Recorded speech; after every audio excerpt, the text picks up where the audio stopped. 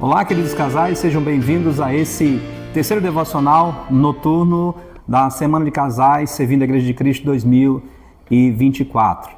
Mas antes de mais nada, quero fazer uma consideração. Ao me referir no devocional matutino, pode ser que alguns tenham tido a ideia de que eu não considero as mulheres da casa na qual fui criado padrão para as demais mulheres. Pelo contrário, para mim são mulheres servas de Cristo, de fato, excelentes discípulas do Senhor Jesus. Por exemplo, minha irmã é uma missionária e eu considero ela um padrão para todas as mulheres, tanto moças como senhoras, que desejam e estão no ministério. E nossa mãe, essa então, para mim, tem pouquíssimas mulheres que vivem a vida cristã como ela viveu. Na minha consideração, ela é o espelho correto da mulher que excede rubis, descrita em Provérbios 31. E isso testemunhado não apenas por nós filhos, mas por todas as pessoas que conviveram com ela. Sou grato a Deus porque o Senhor me colocou nessa família. E toda a minha formação eu devo a essas mulheres, principalmente a espiritual. Agora, reforçando o que eu falei de manhã, se você vem de um lar cristão virtuoso e abençoado, como é o meu caso, nós precisamos ter um cuidado.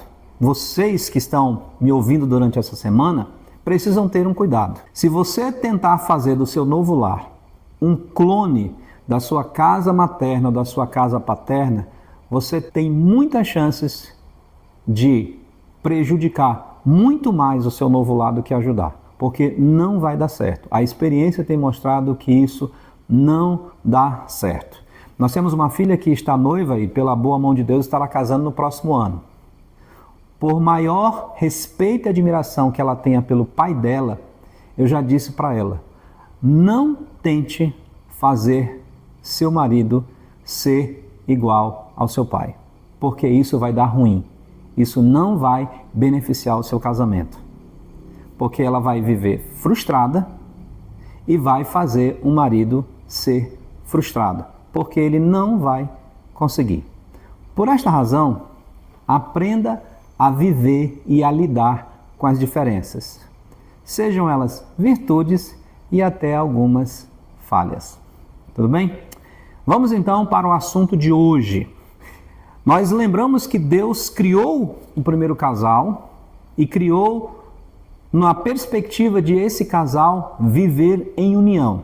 Vimos ontem que Satanás atacou diretamente essa união e a tática que ele usou foi, ao invés de atacar os dois ao mesmo tempo, ele ataca um dos membros dessa família, um dos cônjuges.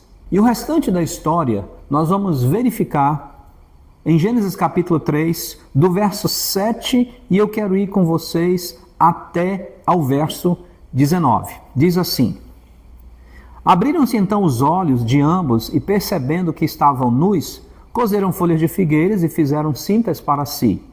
Quando ouviram a voz do Senhor Deus que andava no jardim pela viração do dia, esconderam-se da presença do Senhor Deus, o homem e sua mulher, por entre as árvores do jardim. E chamou o Senhor Deus ao homem e lhe perguntou: Onde estás? Ele respondeu: Ouvi a tua voz no jardim e, porque estava nu, tive medo e me escondi. Perguntou-lhe Deus: Quem te fez saber que estava nu? Quem te fez saber que estava nu? Comeste da árvore que te ordenei que não comesses? Então o homem disse: A mulher que me deste por esposa, ela me deu da árvore e eu comi. Disse o Senhor Deus à mulher: Que é isso que fizeste? Respondeu a mulher: A serpente me enganou e eu comi. Disse o Senhor à serpente: Visto que isso fizeste, maldita és entre todos os animais domésticos e o és entre todos os animais selváticos. Rastejarás sobre o teu ventre e comerás pó todos os dias da tua vida. Porém, inimizade entre ti e a mulher, entre a tua descendência e o seu descendente. Este ferirá a cabeça, tu lhe ferirás o calcanhar. E a mulher disse: Multiplicarei sobremodo os sofrimentos da tua gravidez. Em meio de dores darás à luz filhos. O teu desejo será para o teu marido e ele te governará. E a Adão disse: visto que atendeste à voz de tua mulher e comeste da árvore que eu te ordenara, não comesses, maldita é a terra por tua causa. Em fadigas obterás dela o sustento durante os dias da tua vida. Ela produzirá também cardos e abrolhos, e tu comerás a erva do campo. No suor do rosto comerás o teu pão até que tornes a terra, pois dela foste formado, porque tu és pó, e ao pó tornarás. Nesse texto nós começamos a ver as consequências imediatas do pecado de Adão e Eva, da escolha que eles fizeram. E aqui eu quero destacar algumas e sempre voltando para essa questão do lar, do casal, da família. Primeiro nós já começamos com vergonha e culpa.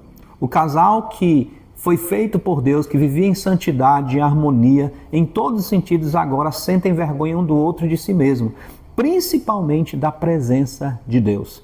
Eles foram criados para viver na presença de Deus, com a comunhão com Deus, mas agora eles querem distância de Deus. E assim, desde os nossos primeiros pais até hoje, é só nós vermos o que aconteceu com a humanidade, o que está acontecendo com a humanidade, como as famílias cada vez mais têm se afastado de Deus, inclusive modificando o modelo que Deus estabeleceu como família. Também nós vemos nesse texto as soluções inadequadas que o homem traça para si para a solução dos seus problemas. Por exemplo, eles viram que estavam nus. E qual foi a solução deles? Cozer folhas de figueira, que não resolveu e não cobria e não servia para cobrir a nudez daquele casal. Então, é assim o homem sem Deus. Ele até procura soluções para os seus problemas, mas essas soluções são inadequadas. Porque com o pecado, muitas consequências vieram. E essas consequências, ou esse resultado do pecado, precisa ser resolvido. Mas eles são resolvidos à luz do que Deus determinou, à luz da sua palavra, à luz da obra do Espírito Santo na vida de cada um. Então, a solução que o homem dá para os seus problemas, dentro agora do pecado, quase certo está fadado ao fracasso ou a uma cura e solução simplesmente superficial e não uma cura real, uma cura completa. Um outro resultado que nós vemos aqui claramente é quando Deus chega para o homem e o questiona. Este homem que deveria proteger a mulher, que deveria ser o líder servo, é o primeiro a jogar a sua esposa na fogueira. Se retirar da culpa e colocar a sua esposa na fogueira. Não fui eu, foi ela. E é isso que nós vemos quando nós estamos lidando com conflitos com casais. Raramente a culpa é nossa. E às vezes quando aparece uma frase, geralmente é uma frase de efeito. Eu também sei que eu tenho os meus defeitos. Na verdade a pessoa não sabe. Porque quando eu sei quais são os meus defeitos, eu enumero e digo quais são os meus defeitos e procuro resolvê-los à luz da Escritura, em oração, para que Deus trabalhe na minha vida e mude aquilo que eu estou errado. Uma outra consequência que nós vamos ver aqui é diretamente o castigo de Deus e que afeta a convivência familiar. Por exemplo, vamos pensar para a mulher. A bênção da maternidade tornava-se um peso de dores. Isso é, a mulher foi escolhida por Deus para ser a guardiã da continuidade da própria raça humana. Isso é, o que eu quero dizer é que Deus fez com que a mulher fosse aquela que no seu ventre fosse gerada uma nova criatura. E aquilo que deveria ser prazeroso, deveria ser uma expectativa sempre de esperança, de alegria, agora se torna um peso de dores. Porque é em sofrimentos, e dependendo da versão, diz que eu vou multiplicar em muito as dores da tua gravidez, em meio a muitas dores você dará à luz. Uma outra coisa também que nós vemos claramente aqui nesse texto da palavra de Deus é quando diz que o marido agora seria visto de uma forma diferente pela esposa. Isto é, o desejo dela agora seria para o marido e ele a governaria. E você talvez pergunte, mas espera aí, então a submissão feminina veio com o pecado? Não.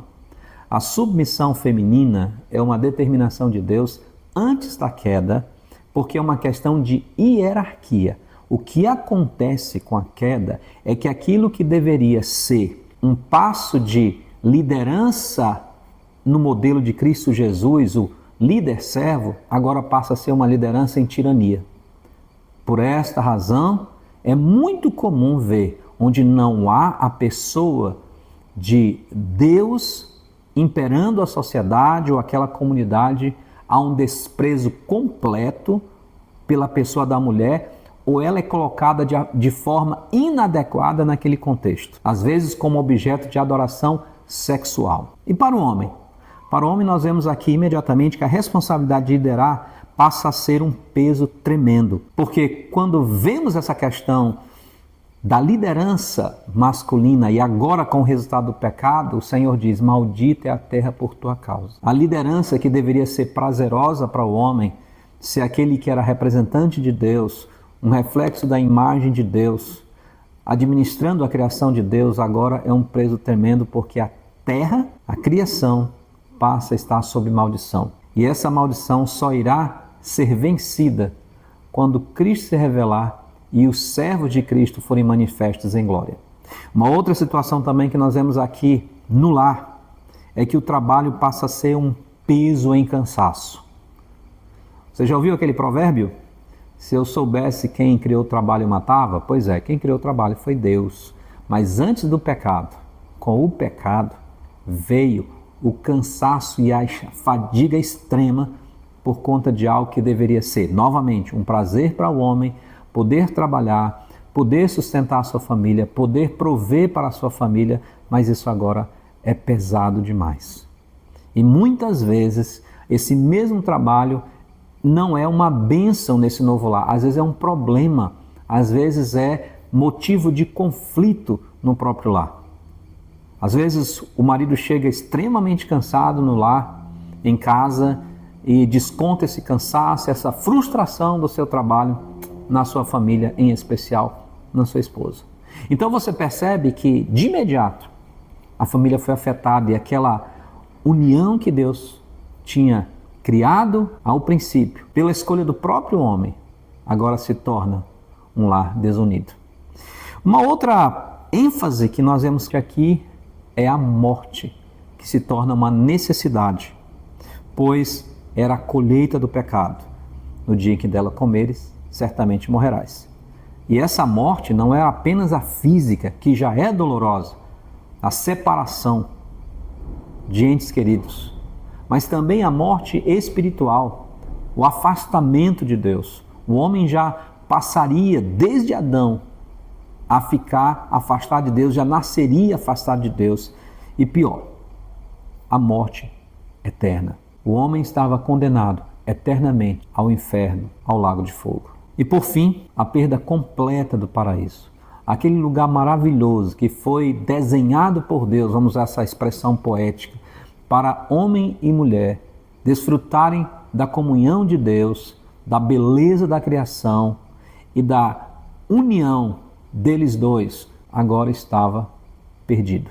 E desde lá, as famílias têm sido continuamente afetadas pelo pecado de Adão e Eva, sendo que nós podemos constatar hoje todo tipo de mazela no meio das famílias. A partir de então, aquele casal que foi criado em harmonia e união passaria a viver as consequências de seu pecado em sua família.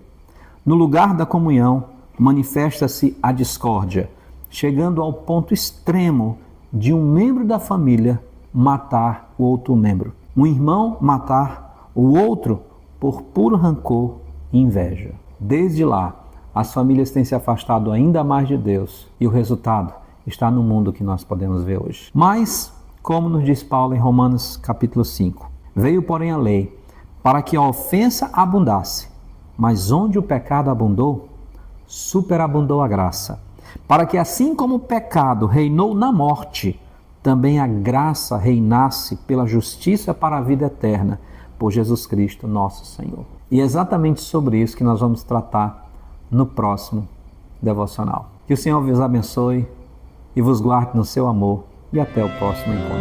Posso abençoar, que ele possa ser esteio contra o mal. sempre firme está, e com o teu poder vem nos manter unidos uns aos outros. Ó, vem, Senhor.